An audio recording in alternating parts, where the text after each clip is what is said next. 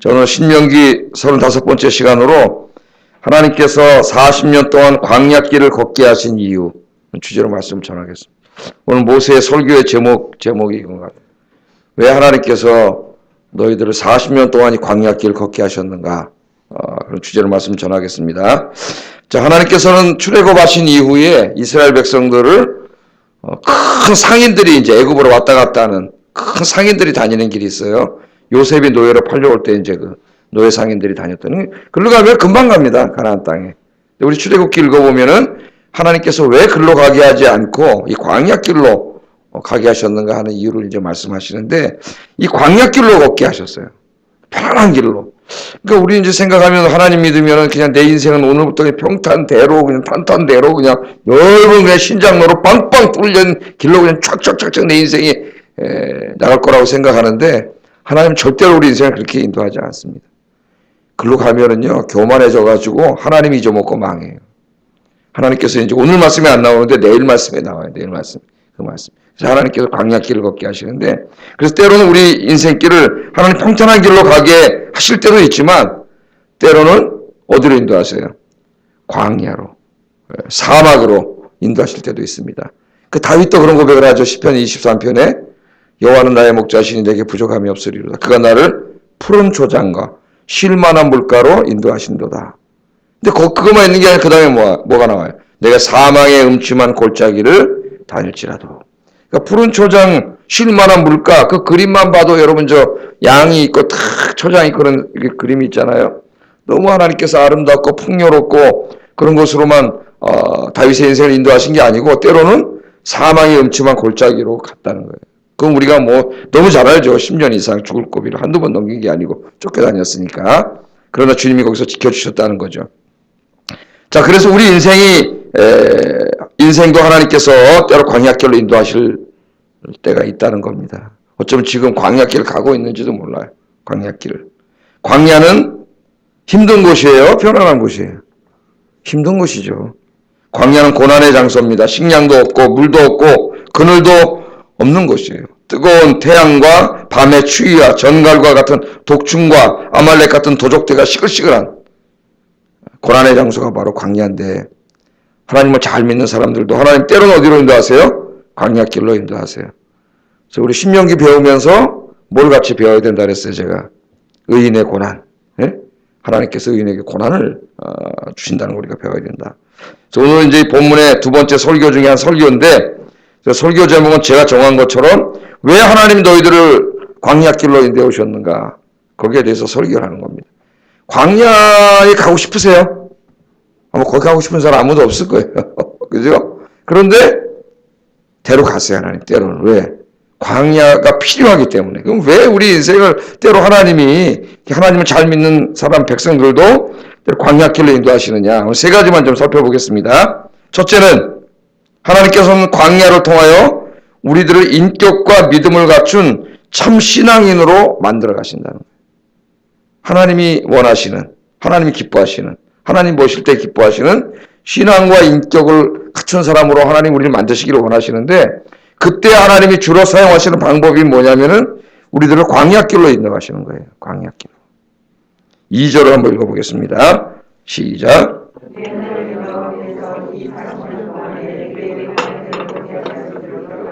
이는 너를 낮추시며 너를 시험하사 내 마음이 어떠한지 그 명령을 지키는지 지키지 않는지 알게 하려 하심이라. 말씀을 보면 광야길로 가서 이 40년 동안 고난받게 한 그 하나님의 목적이 있죠. 목적. 하나님의 백성에게 닥쳐오는 인생의 광야는 다 그냥 재수없어서 닥쳐오는 거 우연히 오는 게 아니라 다 뭐예요? 하나님 뜻이 있어요. 거기에 뜻. 그 하나님 뜻을 찾는 게 중요합니다. 의미가 있다는 거예요. 첫째 뭐예요? 이는 너를 낮추시며 그러잖아요. 낮추시며 낮추기 위함입니다. 낮추기. 하나님께서는 때로 이스라엘 백성들을 목이 곧은 백성이라고 했어요. 여러분 교만한 사람들을 보셨습니까? 교만한 사람들은 목이 안 굽혀져요. 목이. 목이 안 굽혀져. 얼마나 교만한지 이렇게 사람이 이렇게 하잖아요. 이렇게 정말 교만하게 목에서부터 나타납니다. 그게 이제 재밌게 하나님 목이 곧은 백성이라 그렇게 말씀을 했는데 교만은 우리 신앙인에게 있어서는 가장 미성숙한 인격의 표상입니다. 인격의 표상. 그래서 교만한 자는 어떻게 돼요? 하나님은 교만한 자를 싫어하세요. 교만은 패망의 선봉이요 넘어짐의 앞잡이니라. 조심하셔야 돼요. 내 마음에 교만한 마음이 들 때 굉장히 위험한 상태입니다. 왜? 교만은 뭐예요? 패망의 선봉이요 넘어짐의 앞잡이. 근데 우리는 교만을 별로 중요하게 생각하지, 이게 큰 죄라고 생각하지 않아요. 하나님 가장 큰 죄로 생각을 하는데 이게 문제지. 교만은 다양하게 나에게 찾아옵니다. 그죠? 여러분 우리가 다 경험해 봤을 거예요. 그래서 이 교만과 싸워 이겨야 돼요. 우리가 이 사회에서 보면은 학교와 사회에서는 우등생이지만, 예? 학교 다닐 때 막 전교 1등만 하고 우등생이고 성공하고 그러지만은 이 인격에 있어서는 낙제생들이 굉장히 많습니다. 여러분. 공부는 잘하고 그래서 뭐 성공하고 출세하는지 모르지만 하나의 인간으로서 그 사람을 볼 때 형편없는 사람들이 너무 많아요. 그게 인간의 낙제생이에요. 하나님 앞에 아무 쓸모없는 자들이에요. 그런 자들은. 만일 어떤 사람이 교만하고 거만한 태도를 보이면 그 사람 나머지는 볼 것도 없습니다. 볼 것도 없어요. 그런 형편없는 인격의 소유자예요. 그래서 하나님께서는 이렇게 교만해지지 않기 위해서 이스라엘을 낮추셔요. 우리를 낮추세요. 교만하지 않게 하기 위해서. 40년 동안 광야길을 가게 하면서 낮추셨습니다. 제가 저를 이렇게 생각해 봐도 하나님 교만을 낮추셔가지고 겸손한 사람으로 만드는 데는 실패, 고난밖에 없어요. 그게 제일 좋은 방법이더라고요. 제가 저를 생각해 봐도 알아요. 그래서 교만하면은 하나님 끄집어 내려서 낮춰요. 낮춰 광야길로 가게 하세요. 그래서 광야길을 통하여 뭘 배우게 하세요? 겸손을 배우게 해요. 겸손. 오늘 여러분 이 광야의 가운데 있습니까? 하나님 목적이 있어요. 첫째 어떻게 하기를 원하세요? 나를 낮추시기를 원하세요. 겸손은 하나님이 가장 기뻐하는 인격의 상태예요. 인격의 상태. 내가 나된 것은 다 뭐예요? 하나님의 은혜입니다. 그 감사하는 사람은 겸손한 사람이죠. 이야, 자기 인생을 되돌아보면서 내가 참 대단한 놈이야. 자기 업적을 되돌아보면서 이런 사람 뭐하는 사람 벌써? 교만한 사람이에요. 하나님의 은혜를 모르고 다 자기가 한 거예요. 다 하네. 제가 누굽니까? 록펠러 자서전이 아니라 그 전기 작가. 록펠러 된 게 많지 않습니까? 설교 재벌, 훌륭한 신앙인이고. 다 썼을 때 그 전기 작가가 갖고 와서 이제 다 쓴 거 보여주니까 록펠러가 다 너무 마음에 들어가지고 감사하다는데 제일 뒤에 한 문장만 바꾸라 그랬다 그랬죠. 록펠러는 자수성가한 사람입니다. 이 말을 바꾸라 그랬어요. 틀린 말입니다. 난 자수성가하지 않았습니다. 뭐라고 바꾸라 그랬냐? 모든 것이 하나님의 은혜입니다. 그걸 바꾸라 그랬어요. 할렐루야. 그 사람이 그렇게 겸손한 그 한 문장을 씀으로써 그 글을 읽을 때마다 얼마나 감동을 받습니까, 우리가? 얼마나 치료가 돼요. 그 사람이 그렇게 겸손해진 데는 이유가 있어요. 50 몇 살에 그 죽을 병에 걸려가지고 석유제보를 한참 잘 나가다가 병원에 갔는데 의사는 이제 당신은 죽습니다. 이제 준비하시오. 그래서 50 몇 살에 죽을 뻔했어요. 그래서 거기서 이제 죽을 뻔하면서 자기 인생을 반성해 보니까 너무 이때까지 앞만 보고 달려왔어요. 돈 벌고 성공하고 출세하고, 정말 자기 자신의 성공을 살아왔어요. 돌아보니까 하나님 말씀 하나님을 사랑하고 이웃을 사랑하라 그랬는데 자기를 사랑하면서 살아왔어요. 21세기 우상이 뭐라 그랬어요? 자기죠, 자기. 거기서 회개하고 반성하고 병원에 있다 보니까 막 어떤 흑인 아이가 병원비를 못 내가지고 막 병원 사람하고 신강해하고 막 이런 모습을 우연히 보게 되면서 그 아이 병원비를 내주게 됩니다. 그러면서 이제 그 병원비를 내줬는데 그 록펠러가 하는 말이 자기 인생에 가장 기쁘게 돈을 쓴, 자기 몰랐다는 거예요. 이때까지 버는 것만 기쁜 줄 알았는데 그 돈 어려운 사람에게 나눠주는 기쁨이 훨씬 크더라는 거예요. 그래서 재단을 만들어가지고 바꿨어요, 인생을. 록펠러를 위하여가 아니라 하나님을 위하여 이웃을 위하여. 재단을 만들어서 자기 번 돈을 다 주지 않습니까? 사회로. 그 다음에 교회도 몇십 개 짓고 시카고 대학교, 지금 미국의 시카고 유니버시티, 미국의 제일 유명한 대학 중에 하나니까 학교도 만들고 교회도 몇십 개 졌어요. 그래 하나님 병을 고쳐주셨어요. 그래서 90 몇 살까지 살다 죽었습니다. 이 사람이. 광야길을 가지 않았으면 교만하게 살다가 지옥 갔을 거예요, 아마. 그런데 하나님이 확 광야길을 인생에 건강을 치심으로 광야길을 주셔가지고 깨달았어요. 모든 게 하나님의 은혜입니다. 모든 게 하나님의 은혜. 하나님이 우리가 어떻게 하려고 광야길을 가게 하세요? 낮추세요. 저도 그 광야길을 걸으면서 진짜 엄청나게 겸손해졌습니다. 대단한 줄 알았는데 아무것도 안 해더라고요. 하나님 딱 막아놓으니까 진짜 손가락 하나 까딱 할 수 없어요. 그런 상황까지 하는 가세요. 그때 깨달았어요. 아, 이때까지 내가 해온 게 내가 한 게 아니고 하나님이 하신 거구나. 오늘 깨닫는 여러분 되기를 주의 이름으로 축복합니다. 또는 뭐라 그랬어요? 너를 낮추시고 그 다음에는 네가 하나님 말씀을 지키는지 안 지키는지 내가 보려고. 그런다. 그러니까 그게 뭡니까? 하나님의 말씀대로 순종하는 사람 되게 하기 위해서 하나님 광야길을 가게 하셨다. 그렇게 말씀을 하고 있어요. 자, 이처럼 하나님께서 우리 인생에 고난을 허락하시는 데는 이유가 있다는 것을 우리가 깨달아야 됩니다. 고난은 힘들지만, 그 광야는 힘들지만 광야 학교에 들어가면 그 학교를 졸업할 때는 우리가 어떤 사람이 돼요? 정말 하나님 볼 때, 사람 볼 때 근사하고 멋진 사람으로 그렇게 졸업을 해요. 졸업을 합니다. 그래서 사도 바울도 이 말씀을 가지고 와서 로마서 5장에서 이 말씀을 로마 교인들에게 설교를 하죠. 3절 4절에 보면 다만 이뿐 아니라 우리가 환난 중에도 즐거워하나니. 그러니까 환난 중에 즐거워하는 광야에 있을 때 힘들지만 즐거워. 왜? 야, 하나님 나를 근사한 사람으로 만들려고 지금 여기로 데려오셨구나. 그걸 모르는 사람은 주저앉아버리죠. 원망하고 불평하고 그러겠죠. 그게 하나님과 환난 중에도 즐거워하나니 이는 환난은 인내를, 인내는 연단을. 근데 연단을 이런 게 무슨 말이에요? 인격이란 말이에요. 인격. 잘 보세요. 환난은 인내를, 인내는 뭘 만들어요? 인격은 소망을 이루는 줄 알기 때문에 환난 중에 기뻐한다는 거예요. 우린 고난 중에 어떤 사람이 돼요? 인격자가 됩니다. 하나님 보시기에, 사람 보시기에 너무나 훌륭한 사람으로 광야를 통해서 하나님이 만들어 가신다 그랬어요. 욥기 23장 10절에도 욥은 이렇게 말합니다. 그러나 내가 가는 길을 그가 아시나니 그가 나로 단련하신 후에는 내가 순금같이 되어 나오리. 옛날 번역에는 정금같이 되어, 이게 말이 더 좋은 것 같아. 왜 순금 이런 것보다는 정금같이 되어 나오리라. 얼마나 고난이 많았어. 욥으로 말하면 광야죠. 그 광야. 근데 그때 욥이 깨달은 게 너무 힘들지만은 이 고난이 지난 다음에 어떻게 한다고요? 나를 단련하고 계시는구나. 하나님이 이 고난을 지난 다음에는 내가 정금같이 나오리라. 제 청년 때 이 말씀을 읽다가 버스 안에서 눈물이 나와가지고 그때 막 군대 제대하고 막 동사무소 다니면서 힘들게 이제 대학 다니고 밤엔 직장 다니고 낮엔 학교 다니고 이렇게 공부하는데 좀 힘들었죠. 근데 이 버스 안에서 읽다가 눈물이 나서 창피해서 혼났어요. 이게 멈춰지지가 않아. 내가 널 정금같이 나오리라 이 말씀이.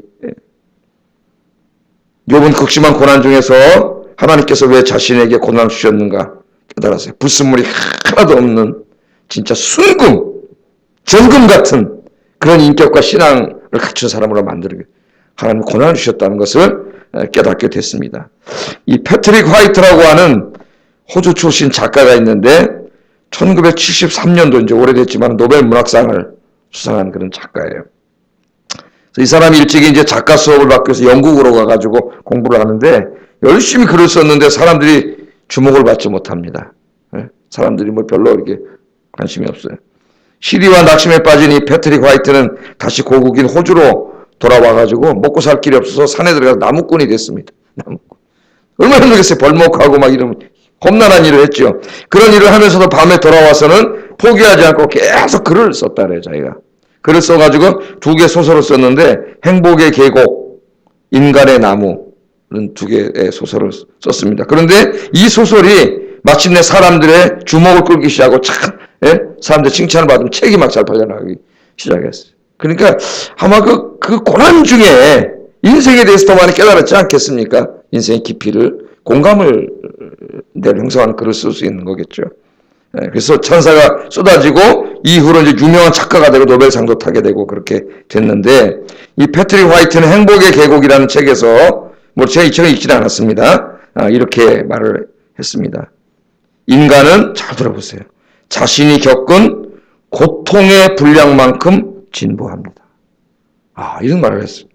인간은 자신이 겪은 고통의 분량만큼 진보한다는 말은 성숙하고 성장한다는 말이죠. 고난이 없이는 그렇게 되지 않는다는, 그 자기가 깨달은 거예요. 고통받은 분량만큼, 자기 인생에 찾은 고난의 분량만큼, 그만큼 우리 인간이 진보하고 성숙한다는 걸, 그는 깨닫게 되었습니다. 여러분, 광야에 있습니까? 감사하세요. 하나님 여러분을 근사한 사람으로, 신앙과 인격이 근사한 사람으로 만들고 계시는데, 이 학교 안에서 정말 훌륭한 사람으로 잘 훈련되어 나오는 여러분 되기를 주의 이름으로 축복합니다. 두 번째는 광야의 고난을 통하여 하나님 뭐라 그러냐면 네가 이 육신의 양식으로만 사는 게 아니라 하나님의 입에서 나오는 말씀을 먹어야 산다는 것을 가르치기 위함이라고 말합니다. 3절 한번 읽어보겠습니다. 시작.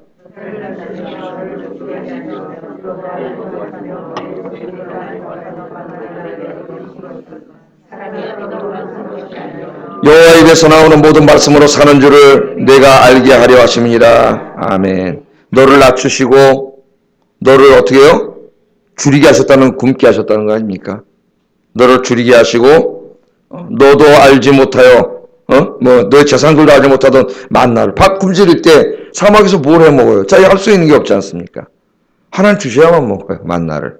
배고파가지고 이제 어떡하지? 근데 하나님 만나를 내려주셔가지고 광야에서 만나를 크게 고생스럽게 살게 하신 이유는, 제가 이 글을 읽다가 제 인생을 깨달았어요.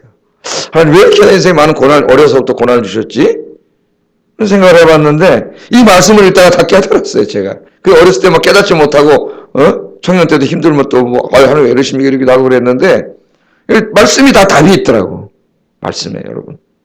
그래서 이 육신의 양식이 없으면 막 죽잖아요. 배고파 죽게 생겼는데 그때 하나님 만나를 주셔서 먹여주셨어요. 그러면서 하나님 뭘 깨닫게 하신다는 거예요. 육이 만나를 먹지 않으면, 육의 양식을 먹지 않으면 죽는 것처럼 네 영이 하나님의 입에서 나오는 모든 말씀, 본문에는 모든 것이라고 하는 건 나와 있는데 예수님이 제가 말씀으로 인용을 했죠. 모든 말씀을 먹어야 산다는 거야. 먹어야 산다는 거야. 그 예수님이 나중에 사탄이 돌로 떡을 만들어가지고 인류를 구원하라 그럴 때 예수님이 뭐라 그랬어요? 이 말씀을 인용하면서 사람이 떡으로만 사는 게 아니다. 하나님의 입에서 나오는 말씀으로 사는 것이다. 잊지 마시기 바랍니다. 예수님이 오병이어의 기적을 막 일으키니까 사람들이 막 예수님 가는 데마다 막 엄청나게 쫓아오니까 예수님이 뭐라고 책망하셨어요?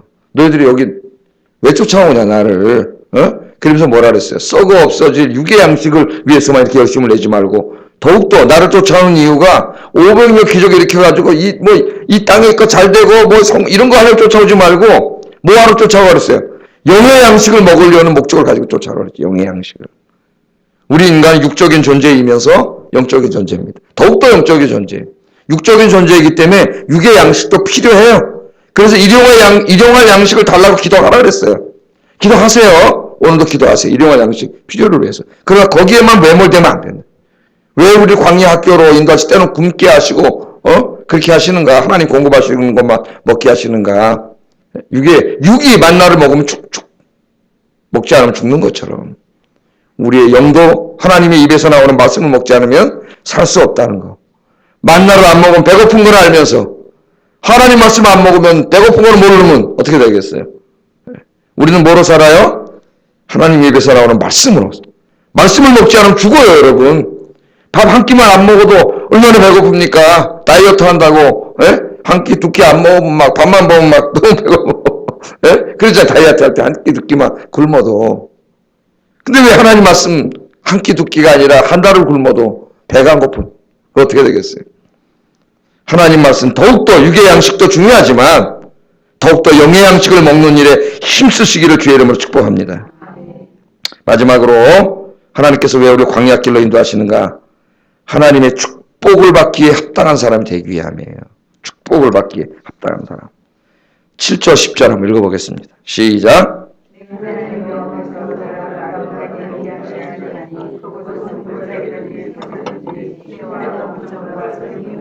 밀과 보리의 소산지요 포도와 무화과와 석류와 감람나무와 꿀의 소산지라 내가 먹을 것에 모자람이 없고 내게 아무 부족함이 없는 땅이며 그 땅의 돌은 철이요 산에서는 동을 캘 것이라 내가 먹어서 배부르고 내 하나님 여호와께서 옥토를 내게 주셨으므로 말미암아 그를 찬송하리로다. 아멘. 이 광야길을, 광야가 아니죠 여기는 지금. 이제 광야길이 끝난 다음에 여러분 명심하세요. 광야길의 끝은 절벽이 아니에요. 광야는 너무 힘들지만 광야길을 다 가는 그 끝은 뭐가 나와요? 가나안 땅에 나온다는 걸 잊지 마시기 바랍니다. 예? 광야의 끝은 절벽이 아니다. 확실히 여러분 이걸 믿으세요. 광야의 끝은 절벽의 길은 과정이 중요한 게 아니라 목적지 마지막이 중요한 거지. 마지막이. 아무리 넓은 길이 뭐예요? 넓은 길을 막 달려갔더니 남 떨어져 죽지 뭐 그걸로. 아무리 좁은 길이라도 그 길을 다 갔더니 그 안에 이 가나안 땅이 있어야죠. 하나님 좁은 길로 인도하는 게 뭐예요? 광야죠, 광야. 광야의 끝은 뭐라고요? 절벽이 아니라 축복의 땅이다. 가나안 땅이다. 그래서 하나님이 지금 그 가나안 땅에 주실 축복을 쫙 얼마나 적과거리 흐르고 풍부한 땅인지 땅에 사람들이 막 그냥 걸리는 게 뭐예요? 걸리는 게 뭐, 예? 다 뭐, 이 풍요로운 것들이에요. 광물 뭐, 이런 것들입니다. 하나님 풍성해 주신다고, 하나님께서 이렇게 약속을 해 주셨어요. 그래서 이 축복을 하나님 주셔야 되는데, 신앙과 인격이 연관되지 않으면 이것들 때문에 쓰러져요. 교만해지고, 하나님보다 그걸 더 사랑하게 되고, 영의 양식은 관심도 안 갖고 육의 양식에만 관심 갖는 사람, 이 육의 양식이 너무 많아지면 사람이 하나님 잊어버려요, 또. 그렇게 되지 않기 위해서는 광야에서 다 훈련을 받아야 돼요, 훈련을. 예? 그래서 진짜 신앙 좋은 사람은 많은데, 가진 게 많은데, 하나님 복을 많이 받았는데, 이것 때문에 쓰러지지 않는 사람이에요. 이걸 다 하나님과 이웃과, 예? 하나님 원하시는 곳에 사용하면서 그렇게 사는 거죠. 이 훈련이 되지 않은 사람 이게 딱 생기면 어떻게 돼? 이거 다 움켜쥐고, 이것 갖고 세상 즐기는 데다 쓰다가 죽어버려요. 어리석은 자가 되는 거예요. 그래서 하나님이 광야에서 훈련시켜요. 하나님은 지금 뭘 준비하고 계세요? 벼랑에 떨어져 죽으라고 낭떠러지를 준비하고 있는 게 아니라 가나안 땅을 준비하고 계세요. 광야길이 힘들지만 쫙 지나가면 쫙 어디 가려고, 어디 데려가려고 지금 어디로 데려가려고 우리 광야길로 데려가세요, 하나님이. 예? 푸른 초장과 잔잔한 물가로 풍요로운 곳으로 데려가려고 지금 사망의 음침한 골짜기로 가고 있지만 그 끝이 죽음의 땅이 아니라 푸른 초장과 물이란 말이에요. 물가로. 풍요로운 곳으로 데려가. 거기까지 가기 위해서는 사망의 골짜기를 가야 되고 광야를 가야 돼요. 그래야 그 풍요 속에 실패하지 않아요. 그래서 이스라엘이 들어간 다음에 여호수아가 살아있을 때까지 그 하나님의 놀라운 역사를 다 경험한 사람이 있을 때까지는 쓰러지지 않았죠. 이 사람들이. 그 다음 세대에서부터 이제 넘어지기 시작했는데, 그래서 여러분 힘들고 어렵겠지만 광야길 감사함으로 가세요. 광야의 끝은 뭐라고요? 끝이 있다. 첫째는 알아야 될 게, 이 광야길에는 끝이 있다는 것과 그 끝은 절벽이 아니라 축복의 땅이라는 걸 알고, 그 복을 주시려고, 그 복을 받기 합당한 사람으로 나를 만들려고 지금 광야길을 가게 하시는구나 깨닫고 힘든 가운데도 감사하시기 바랍니다. 인생 행복론으로 유명한 사람이 이제 데일 카네기, 행복론 쓴 걸로 유명한 이 사람의 그 책에 있죠. 사무실에 가면은 나 뭐 가보지는 않았지만은 책 읽어보니까 풍경화 한 점이 딱 걸려있다 그래요. 바닷물이 다 빠져나간 그 황량한 바닷가에 낡은 배 한 척이 을씨년스럽게 놓여있는 그림이 있다랍니다. 한번 생각해보세요. 바닷물이 쫙 빠져나간 그 배가 한 마리, 낡은 배가 딱 거기 걸려있는데 그 배가 움직일 수 있겠어요? 없겠어요? 물이 없는데 어떻게 움직여요? 그때 아무 승짝이 없는 거죠. 그런데 그 밑에 뭐라고 써있냐면은 반드시 밀물때가 옵니다. 이렇게 써요. 밀물때. 좀 있으면 뭐가 와요? 조수가 한 번 해서 밀물이 올라와. 밀물이 올라오면 물이 없을 때는 아무것도 아닌 것 같은 그 배 한쪽이 밀물이 싹 들어오면 배가 어떻게 해요? 쫙 떠가지고 고기도 잡고 사람을 태우는 배가 되지 않습니까? 여러분, 반드시 밀물때가 옵니다. 지금 광야는 썰물일지 모르지만 밀물때가 와요. 하나님께서 우리의 인격과 신앙을 성숙시킨 후에 축복의 밀물이 몰려오게 하십니다. 광야의 끝은 절벽이 아니라 축복의 땅이라는 거 명심하시고 훈련 잘 받으시고 그 복을 다 받아 누리기 합당한 사람으로 만들어지기를 주의 이름으로 축복합니다. 기도하겠습니다. 우리를 때로 광야길로, 고난의 길로 인도하실 때가 있습니다. 세 가지 목적을 주셨으니 세 가지를 기억하면서 기억하겠습니다. 내 인격과 신앙이 하나님께서 원하시는 신앙으로 성숙되게 해주십시오. 첫 번째. 두 번째, 육의 양식만을 추구하는 자가 아니라 영의 양식을 더욱더 추구하는 자가 되게 해주십시오. 세 번째, 하나님이 준비하신 복을 받기에 합당한 사람으로 만들어지게 해주십시오. 기도하겠습니다.